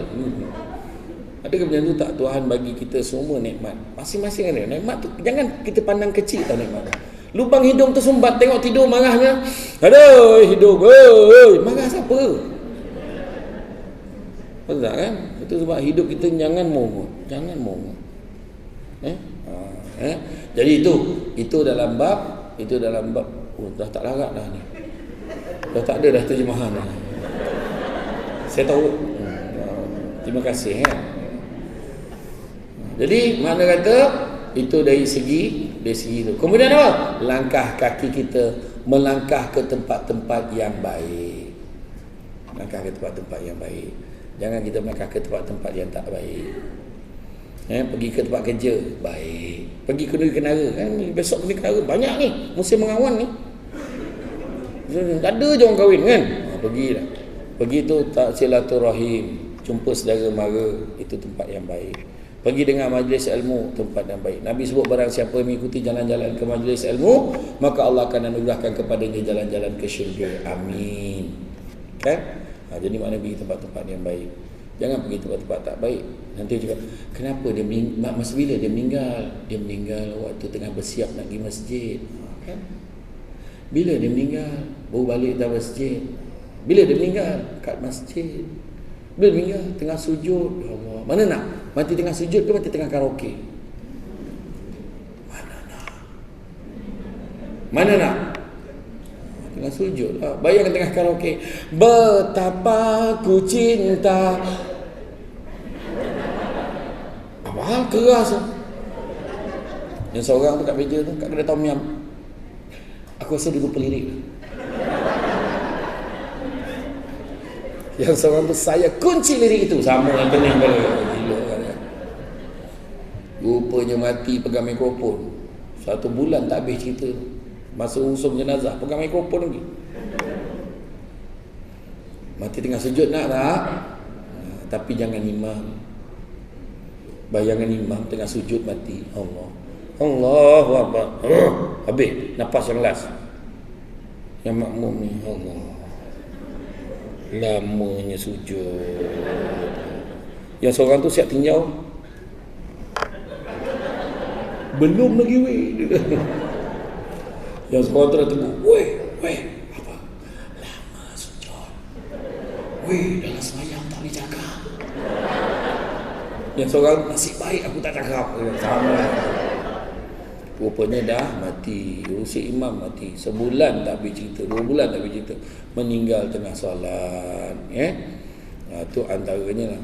Jadi makna kata, kalau kita ni buat kebaikan banyak-banyak, melangkah ke tempat-tempat yang baik, jangan pergi tempat-tempat yang tak baik. Dan begitu juga yang terakhirnya, jaga ketaatan kita kepada Tuhan. Tak ada agama yang mengajar benda-benda tak baik. Kepada yang bukan Islam, dia ada anutan dan fahamannya pun suruh bekerja dengan baik. Tak ada yang mengajar kita buat kerja yang tak baik. Kata Allah Ta'ala dalam Quran, Allah Ta'ala kata sifat manusia ni semula jadi ni gemar berkeluh kesah dan lagi kikir. Mengeluh, ceramah pula, contoh, mengeluh kesah. Jangan kita berkeluh kesah, tapi kita rasa syukur dengan peluang yang ada. Dapat kita dengar ceramah, contoh. Banyak pula kerja hari ni. Syukur, tu tanda kita ada kerja. Manusia macam tu lah kadang-kadang. Dia gemar merungut kan. Jangan kita merungut. Biarlah rumah kita rumah kecil, rumah dia rumah besar. Rumah kita rumah flat, rumah dia rumah bungalow, banglo. Time tak ada orang, sunyinya sama, syukur. Malahan duduk rumah flat, tak ada ramai orang pun tetap meriah. Assalamualaikum, salam. Rumah sebelah rupanya ingat rumahku. Kan? Syukur, alhamdulillah. Kita pergi fly, pergi khusus dekat Sarawak, pergi dekat Sabah. Puan Z duduk business class, contoh kelayakan dia. Kita duduk ekonomi. Kenapa aku duduk ekonomi? Tak, syukur duduk ekonomi. Sebab masa berlepas, masa mendarat sama. Malah pintu keluar masuk siap-siap flight. Kalau setakat pergi Semenanjung dengan Sabah Sarawak ni memang satu je pintu keluar masuk je. Kan? Pintu keluar masuk pun sama. Belum pernah lagi dibawa. Kita akan mendarat sebentar lagi kepada penumpang kelas ekonomi. Sila terjun sekarang. Mana ada, tak ada. Malahan untung duduk belakang. Kacang. Kenapa kacang? Banyak. Saya minta kacang semalam. Saya boleh landing pada Sabah semalam. Saya camah di Sandakan bersama dengan Abang Samsul Rau-Rau. Minta kacang dia. Ingat dia saya. Bagi dia dapat kacang banyak. Balik seronok. Kacang tak tahu sedap sangat. Kacang kat atas mahal tau. Sebab kat atas tak ada kedai. Ni jangan kita merungut. Rumah aku ni bersepah lah, banyak nak kemas. Syukur kita ada rumah. Orang gelandangan dia tengok tepi-tepi kat bus stop tu je tidur dia. Jangan kita merungut. Jam tangan dia 50,000, jam tangan kita 5,000, masa ditunjukkan sama. Wallet dia RM50,000, wallet kita RM50. Bukan boleh masuk almari. Silap duit tebal tak boleh lipat. Buat apa kita nak merungut? Syukurlah dengan apa yang ada. Banyaknya kain nak lipat, ya Allah. Syukur, tu tanda kita ada pakaian. Kan? Bila lah nak ada mesin lipat kain ni? Sabar, insyaAllah ada tak lama lagi tu. Nampak tak? Kita baju ni baru tempah itu dah tak muat. Syukur, tu tanda cukup makan. Bini aku ni membebel aja lah. Syukur, tu tandanya isteri kita ada di rumah. Dia bukan berpelesiran di tempat lain. Suami kita tidur berdengkur. Syukur, sekurang-kurangnya dia tidur di sebelah kita, bukan di sebelah orang lain. Itulah jawapannya. Untuk orang lelaki malam ni, kurang-kurangnya abang tidur sebelah kau kan.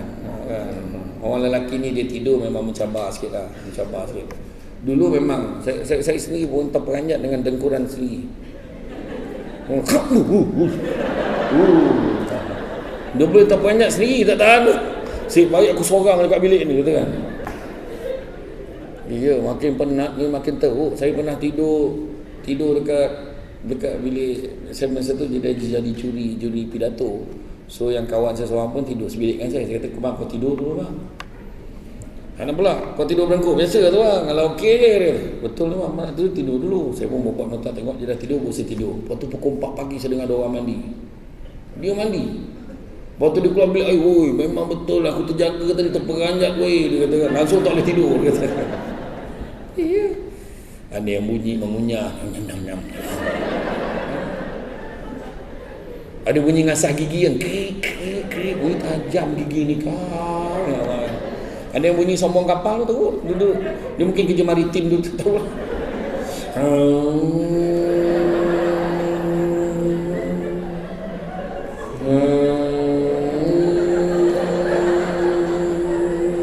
Sampai pagi. So pagi bini, bang malam tadi berapa banyak pelabuhan singgah gitu. Ada yang bunyi vibrate tu, vibrate handphone. Itu bunyi paling popular kan, tak ada kan? Yang lagi penat tu hujung terbunyi sikit. Gitu. Yang lagi penat tu hujung dia ada bunyi bahasa Rusia.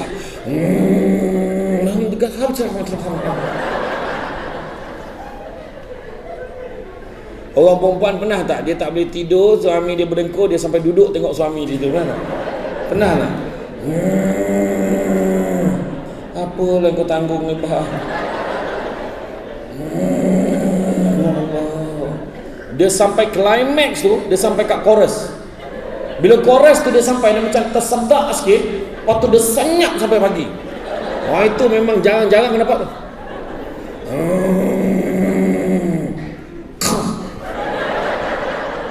Isi pun letak kat hidung. Tengok, hidup lagi tak?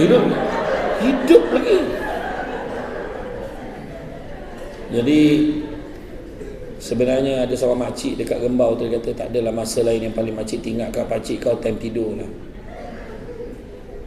Pakcik dah tak dengar bunyi lagi, baru makcik sedar yang pakcik kau dah tak ada. So mulai sekarang kalau dengar suami berdengkur, bagi galakan.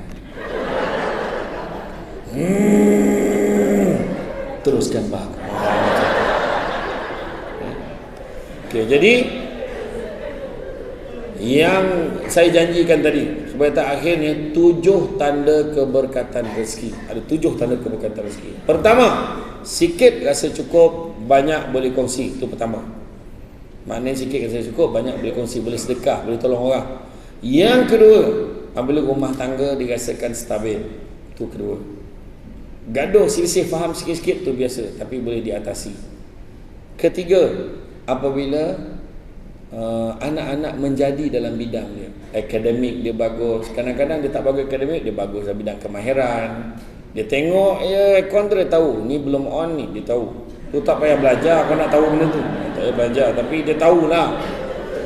Yang keempat adalah apabila suasana dalam masyarakat, di tempat kerja dan sebagainya, kita senang dengan orang, orang senang dengan kita.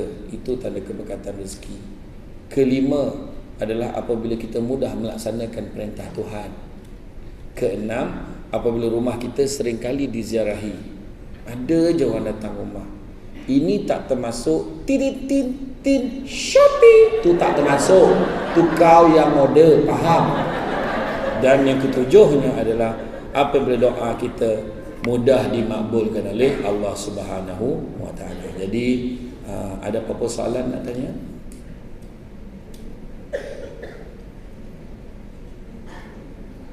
Tak ada, tak apalah. Lepas ni kita bagi masa, sebab saya tahu yang paling lama sekali sesi bergambar.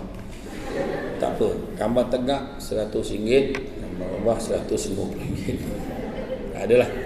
Jadi apa pun kesimpulannya nak beritahu, ingat tadi yang pesan Prophet Muhammad. Saya gemar kalau kesimpulan saya ambil kesimpulan Prophet Muhammad sebut tadi. Dalam kita mencari keberkatan rezeki, nak cari kerja yang baik, buat benda yang baik supaya kita dapat balasan yang baik. Itu yang paling penting. Naik gaji, naik pangkat ni bonus, tapi kerja ni pun satu anugerah. Kat luar sana berapa ramai orang muna mandi kulu kilik tengah mikirkan nak kerja apa. Tapi kita dah ada kerja, jaga kerja dah elok. Kata Imam Al-Ghazali, tanda orang bersyukur pertama dengan lidah dia. Alhamdulillah aku ada kerja. Hati dia memperakui siapa bagi nikmat, Tuhan bagi nikmat. Ketiga, memelihara nikmat tu supaya tidak rosak. Jangan rosakkan dengan perangai-perangai tak elok. Dan begitu juga tindak tanduk kita melambangkan kita syukur, iaitu bekerja dengan bersungguh-sungguh. Itu tindak tanduk yang baik. Dan begitu juga Nabi pesan tadi, anak-anak Adam kalau bagi dua lemah dia akan minta lemah ketiga. Itu saya dah beritahu. Cari rezeki yang halal itu cukup buat kamu. Itu juga Nabi pesan, orang yang paling kaya ada orang yang masih cukup dengan apa yang dia ada. Jangan pandang kecilnya nikmat itu, tapi pandanglah siapa yang memberikan nikmat itu, Tuhan yang bagi. Ingat, Hidup kita ni jaga integriti. Rosaknya kerja kita, kata jangan rosakkan nikmat yang ada, kerana kita rosakkan dengan perkara-perkara tak berintegriti. Dan sebabkan nak keuntungan yang cepat, akhirnya kita rugi yang berpanjangan. Tak usah. Macam nampak pelaburan cepat kaya, risiko apa? Risiko sangat minimum. Letak muka Samsul Debat dengan ni, kena tipu. Jangan. Pelaburan patuh syariah lah, banyak betul orang kena. Hati-hati. Jadi jangan kita terpedaya. Hidup kita ni antara B dan D, birth and death. Di tengah-tengah tu ada C, kita ada choice. Pilihan hidup yang macam mana kita nak. Hidup yang berintegriti atau hidup kita melanggar amanah yang telah diberikan kepada kita. InsyaAllah yang kita nak kejar ni, mudah-mudahan kita berbahagia di dunia dan di akhirat. Jadi itu saja daripada saya. Sepandai-pandai tupai melompat, akhirnya jatuh ke tanah jua. Walaupun perkongsian sudah tamat, mudah-mudahan meresap ke dalam jiwa. Budak-budak membawa galah nak menjolok buah pegangan. Kalau ada silap dan salah, dikata tidak, dicaci jangan. Tenang-tenang air di laut, sampan kelok mudik ke Tanjung. Hati terkenang, mulut menyebut jasa baik, pihak menjemput, rasa nak junjung.